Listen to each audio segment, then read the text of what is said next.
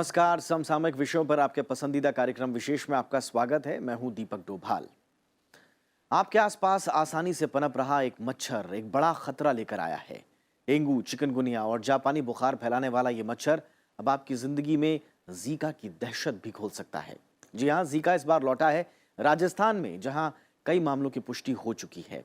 वैसे भारत की सघन और लगातार बढ़ती आबादी हमेशा से ही ऐसी बीमारियों के लिए संवेदनशील रही है। 2016 में ही दुनिया का एक अहम मेडिकल शोध पत्र द लैंसेट इन्फेक्शियस डिजीजेस में छपे लेख में वैज्ञानिकों ने साफ कहा था कि जीका अफ्रीका, एशिया और प्रशांत के क्षेत्रों में नए सिरे से अपने पैर जमा सकता है। इन इलाकों में दुनिया की 1/3 से ज्यादा आबादी यानी कम से कम 2.6 अरब लोग रहते हैं। वैज्ञानिकों ने आगाह किया है कि ये लोग दुनिया के उन हिस्सों में रह रहे हैं जो फिलहाल जीका से प्रभावित नहीं हुए हैं, और इन इलाकों में जीका फैलाने वाला जो एडीज मच्छर है वो बहुत बड़ी तादाद में मौजूद है। और यही नहीं, वैज्ञानिकों ने साफ कहा कि भारत जैसे देश का मौसम जीका के पनपने और फैलने के लिहाज से पूरी तरह से उपयुक्त है। और यही वजह है कि जीका अमेरिकी उपमहाद्वीपों और कैरिबियाई क्षेत्र की तरह यहाँ भी महामारी का रूप ले सकता है। हालांकि केंद्र सरकार का भी ये कहना है कि स्थिति नियंत्रण में है और लोगों को घबराने की जरूरत नहीं है। केंद्र ने स्थिति पर काबू पाने के लिए और बीमारी की रोकथाम के लिए तमाम उपाय किए हैं।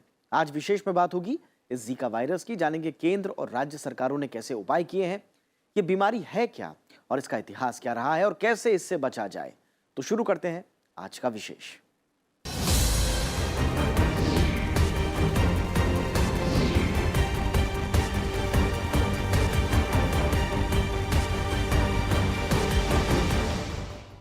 तो भारत में जीका वायरस ने एक बार फिर से दस्तक दी है। राजस्थान में जीका प्रभावित 29 लोगों की पुष्टि के बाद राज्य और केंद्रीय स्वास्थ्य मंत्रालय अलर्ट पर हैं। प्रधानमंत्री कार्यालय ने भी इस मामले में रिपोर्ट तलब की है।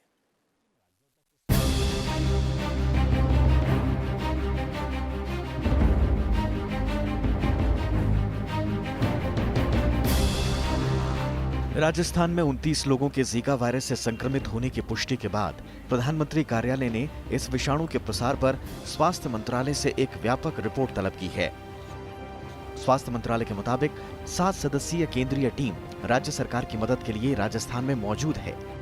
जिन जगहों में जीका वायरस के केस मिले हैं, वहां के दूसरे लोगों की स्क्रीनिंग भी की जा रही है और मच्छरों में भी जीका वायरस की जांच की जा रही है। राज्य की viral research and diagnostic laboratory को अतिरिक्त जांच किट मुहैया करा दी गई है। क्षेत्र की सभी गर्भवती महिलाओं की मॉनिटरिंग की जा रही है।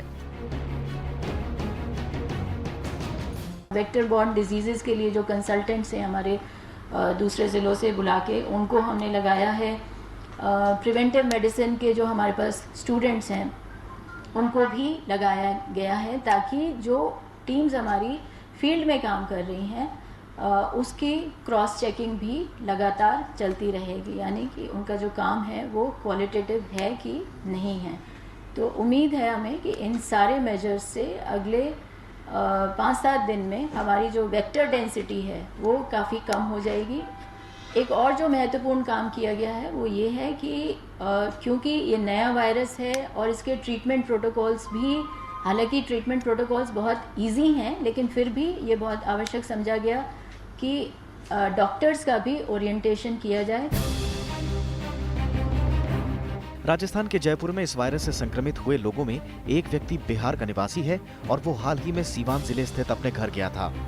उधर इस मामले के सामने आने के बाद बिहार सरकार ने अपने सभी 38 जिलों को परामर्श जारी कर ऐसे लोगों पर बारीक नजर रखने का निर्देश दिया है। भारत सरकार के स्वास्थ्य मंत्रालय की तरफ से एक जानकारी आई है कि 28 अगस्त से लेकर 12 सितंबर तक सिवान का एक लड़का जो राजस्थान से आया था उस पे जाइका वायरस पॉजिटिव पाया गया। और जब ये जानकारी आई तो हम सब लोगों ने उस लड़के के बारे में पता लगाया। वो लड़का अभी भी राजस्थान में रह रहा है और वो पूरी तरीके से स्वस्थ है, निरोग है।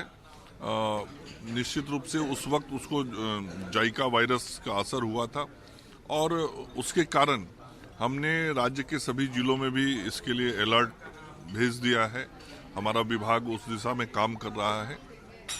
और उसके परिवार और उस गांव के लोगों को भी स्वास्थ्य विभाग देख रेख कर रहा है कि वहाँ इस प्रकार की कोई और मरीज तो नहीं है। लेकिन वह बीमारी राजस्थान से आया था, वो बिहार में उसको नहीं हुआ था और आज की तारीख में वो राजस्थान में लड़का स्वस्थ है। वहीं जीका वायरस पर केंद्रीय स्वास्थ्य मंत्री जेपी नड्डा ने जनता से चिंता नहीं करने की अपील की है। उन्होंने कहा कि केंद्र की ओर से मामले की पल पल निगरानी की जा रही है। उनके मुताबिक ICMR, national centre for disease control और DGHS इसका निरीक्षण कर रहे हैं। जीका वायरस हमारे सर्विलेंस के कारण आया है और हमारा सर्विलेंस इतना रोबस्ट है सारे देश में कि कोई भी ऐसा केस आता है तो उस केस को हम पकड़ लेते हैं और उसके बाद हमारे स्टैंडर्ड प्रोटोकॉल्स हैं। WHO के साथ मिलकर के उन स्टैंडर्ड प्रोटोकॉल्स को हम ध्यान में रखते हैं। आइसोलेटेड केस है या कलेक्टिव केस है, केसेस का इंसिडेंस क्या है, हमारे ICMR, Indian council for medical research, इसकी सर्विलेंस भी चलती है, अपने डिपार्टमेंट की भी सर्विलेंस चलती है। तो ICMR और national centre for disease control और हमारा DGHS, director general of health services, ये तीनों मिल करके टीम कॉम्प्राइज करके इसको देख रहे हैं। मैं आपके माध्यम से भारत की जनता को आश्वस्त करना चाहता हूं कि everything is under control, nothing to be panic, it is our continuous surveillance process which is going on and we will take accordingly. जहाँ जहाँ इसके इंसिडेंट्स मिलते हैं वहाँ हम पूरी तरीके से इसको हम समाप्त करने के लिए उस कम्युनिटी में जो भी प्रोटोकॉल्स अडॉप्ट करने होते हैं वो सारे करते हैं। ये हम एक रेगुलर सर्वेलेंस करते हैं जिससे हमारी जो सर्वेलेंस टीम ने एक सैंपल उठाया, बुखार था एक केस को, और ICMR में पता चला लैब टेस्टिंग के बाद कि ये जिका वायरस है।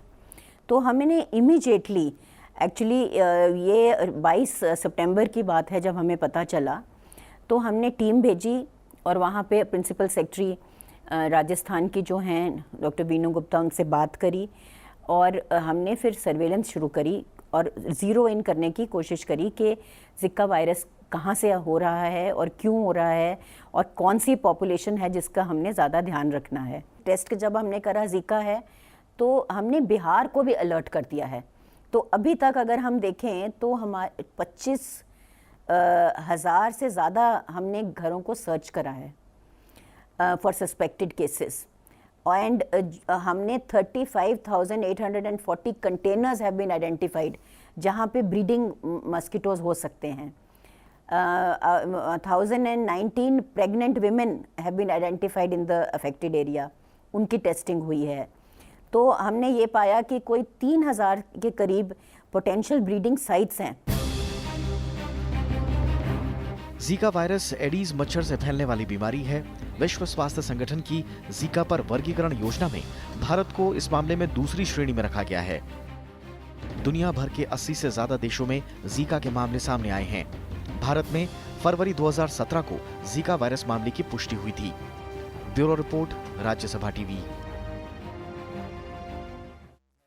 जीका कई लोगों के लिए एक नया नाम हो सकता है, लेकिन दरअसल ये 1940 के दशक से हमारे बीच में मौजूद है।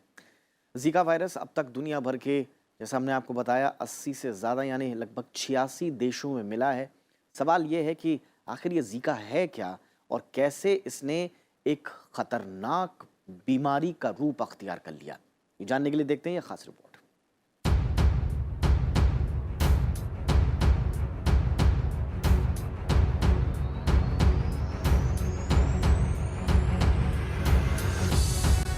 दुनिया में जीका वायरस के खौफ ने एक बार फिर सिर उठा लिया है।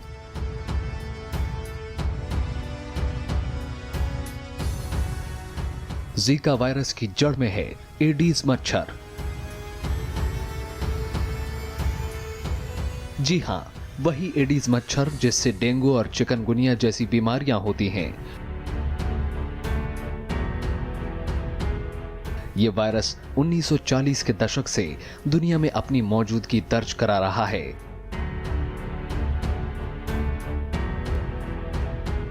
इस वायरस का नाम युगांडा के जंगल जीका के नाम पर पड़ा है, जहां 1947 में यह सबसे पहले पाया गया। दरअसल यहाँ वैज्ञानिक येलो फीवर पर रिसर्च कर रहे थे। उस दौरान एक बंदर में ये वायरस मिला। इसके बाद 1952 में युगांडा और तंजानिया में जीका वायरस इंसानी शरीर में पाया गया। इसके बाद ये तेजी से अफ्रीका, अमेरिका, एशिया और प्रशांत क्षेत्रों में पाया गया। 1960 से 1980 के बीच जीका इन्फेक्शन से पीड़ित इंसान अफ्रीका और एशिया में पाए गए। 2007 में अफ्रीका और एशिया से जीका पैसिफिक क्षेत्र पहुंचा। इससे दुनिया में जीका की दहशत ने एक बार फिर सिर उठा लिया। इस बार इसकी चपेट में येब द्वीप आया। हालांकि 2012 में रिसर्चरों को पता चला कि अफ्रीका से आया जीका एशियाई जीका से अलग है। इसके बाद 2013-14 में French Polynesia, east island, cook island और न्यू कैलेडोनिया में जीका फैला। इस दौरान शक हुआ कि जीका की वजह से गर्भ में पल रहे बच्चों पर असर पड़ रहा है। दरअसल इस दौरान फ्रेंच पॉलिनेशिया में पैदा हुए बच्चों में बीमारियां मिली। जुलाई 2015 में ब्राजील ने बताया कि वहां पैदा हो रहे बच्चों में असमान विकृतियां यानी माइक्रोसेफेली के मामले सामने आए, जिनका ताल्लुक जीका वायरस से है। इसके बाद नवंबर 2015 में ब्राजील ने हेल्थ आपातकाल का ऐलान किया और पूरी दुनिया में चिंताएं बढ़ गईं। आखिरकार 1 फरवरी 2016 को विश्व स्वास्थ्य संगठन ने भी हेल्थ आपातकाल का ऐलान किया। हालांकि स्थिति संभलने के बाद विश्व स्वास्थ्य संगठन ने जीका के लिए उसी साल नवंबर में पब्लिक हेल्थ इमरजेंसी हटा ली। ये युगांडा में पहली बार बंदरों में पाया गया था और फिर 1955 के आसपास शायद ये मनुष्य में इसको ट्रांसमिशन हुआ है और उसके बाद बीच बीच में अफ्रीका के देश में ज़्यादातर, इसमें बीच बीच में कुछ एपिसोड एपिडेमिक्स हुए हैं। जो पिछला लास्ट हुआ है वो 2015 में हुआ है, ब्राज़ील में हुआ था। जो जिका वायरस है वो इन्फेक्टेड एडीज स्पीशीज जो मस्किटो है, यही मस्किटो चिकनगुनिया और डेंगू भी फैलाता है, उसी से होता है। तो इसमें प्रिकॉशनरी मेजर और symptoms are almost the same कि बुखार होता है एंड डिजीनेस हो सकती है, हेडेक होता है। तो अब हम इसमें इसका कैसे what next, so what next is that all the measures जो हम वेक्टर कंट्रोल के लिए, मस्किटो कंट्रोल के लिए लेते हैं वो हमें करने पड़ेंगे। WHO के मुताबिक 2007 से अब तक इस वायरस ने 86 देशों को अपनी चपेट में लिया है। इसकी तेजी का अंदाजा इसी बात से लगाया जा सकता है कि 2015 में ही इसने 69 देशों में पैर पसारे। यूं तो अब तक पूरी तरह साफ नहीं हो पाया है कि जीका का शिकार कौन कौन हो सकता है, लेकिन शुरुआती लक्षण गर्भवती महिलाओं में पाए गए हैं और इस बीमारी की वजह से गर्भवती महिलाओं के बच्चों का जन्म अविकसित दिमाग के साथ होता है और उनके सिर का आकार भी छोटा हो जाता है। मई 2015 में ब्राजील ने बताया कि 1434 बच्चों में जीका से जुड़ी विकृतियां पाई गईं।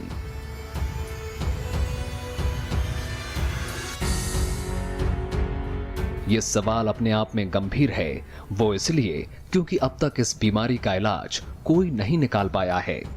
अब तक उस दवा का आविष्कार नहीं हो पाया है जो इस बीमारी पर लगाम लगा सके।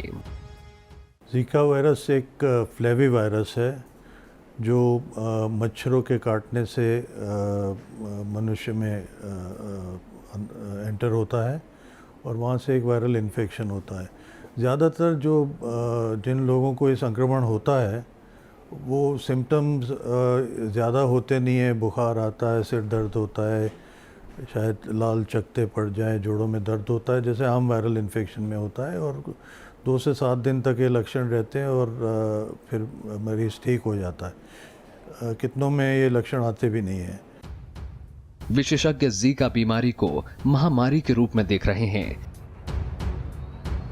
यह वायरस इसलिए भी खतरनाक माना जा रहा है क्योंकि इससे प्रभावित होने वाले लगभग 80% लोगों में किसी भी प्रकार के लक्षण पैदा नहीं होते। यही वजह है कि गर्भवती महिलाओं के लिए यह जानना मुश्किल हो जाता है कि वो संक्रमित हैं या नहीं। इस दुर्लभ बीमारी में प्रतिरक्षा प्रणाली अपनी ही तंत्रिकाओं पर हमला करती है। लीना शर्मा के साथ ब्यूरो रिपोर्ट, राज्यसभा टीवी। एक छोटा सा ब्रेक लेते हैं, ब्रेक के उस पार इस पर और बातचीत करेंगे।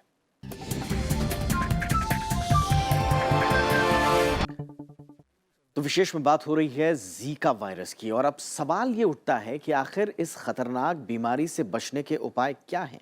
आखिर वो कौन सी तैयारियां हैं जो इस बीमारी का सामना करने के लिए राष्ट्रीय और अंतर्राष्ट्रीय स्तर पर शुरू हो गई हैं? आइए एक नजर डालते हैं उन सावधानियों पर जो इस बीमारी से बचने के लिए अब बेहद जरूरी है।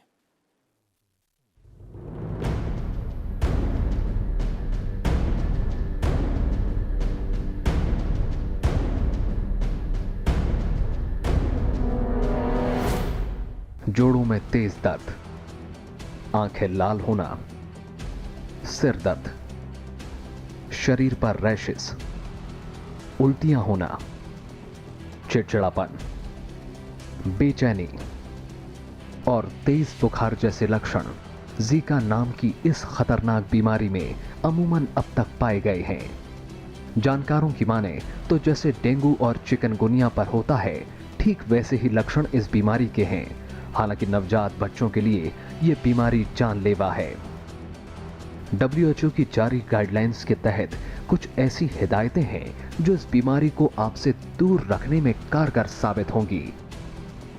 मसलन, आसपास का वातावरण साफ रखें, समय समय पर कीटनाशक दवाइयों का छिड़काव कराएं, स्वच्छ धुले हुए हल्के रंग के वस्त्र पहनें, बाहर का खाना खाने से बचें, बिस्तर पर मच्छरदानी और बाहर निकलते समय शरीर पर क्रीम रेपेलेंट का इस्तेमाल करें। मच्छरों से बचने के लिए पूरे शरीर को ढक कर रखें और हल्के रंग के कपड़े पहनें।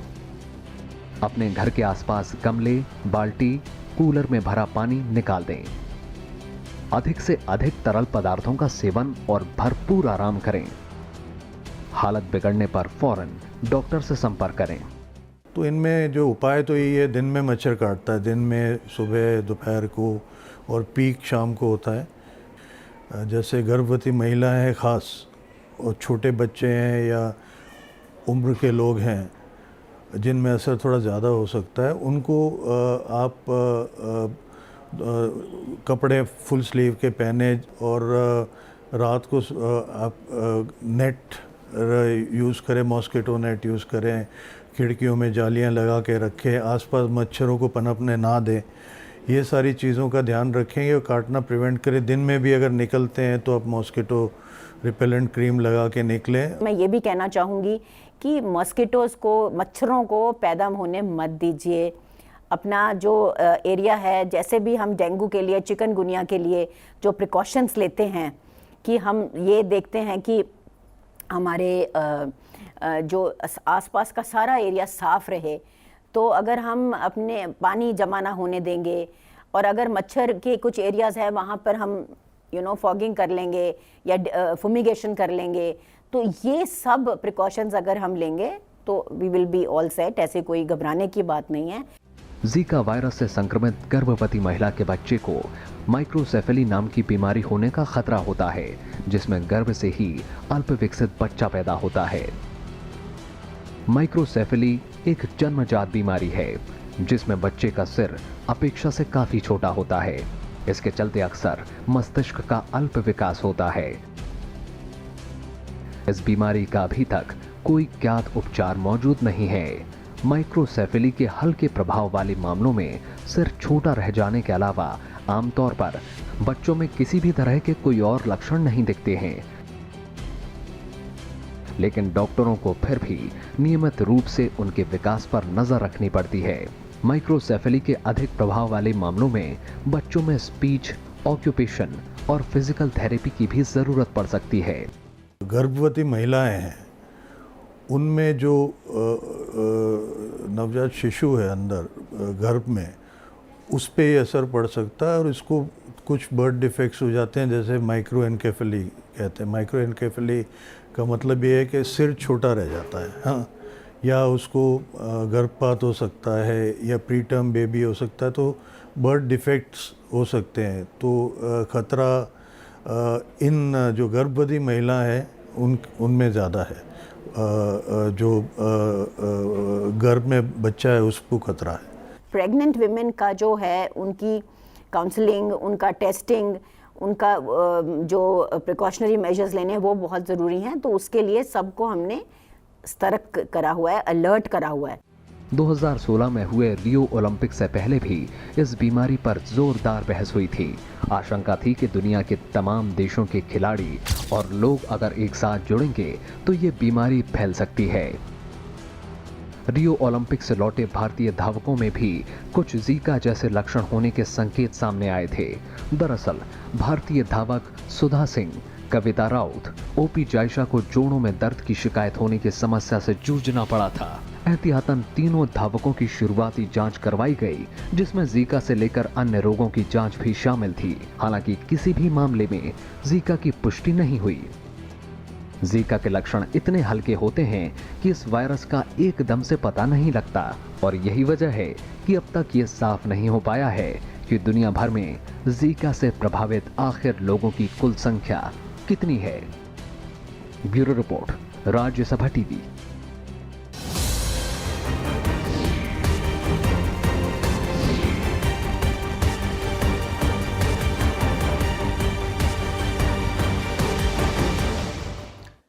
तो ये था आज का विशेष, लेकिन आपको याद दिला दें हमारे कार्यक्रम आप YouTube पर देखना ना भूलें, जहां पर आपकी प्रतिक्रियाओं का हमें हमेशा इंतजार रहता है।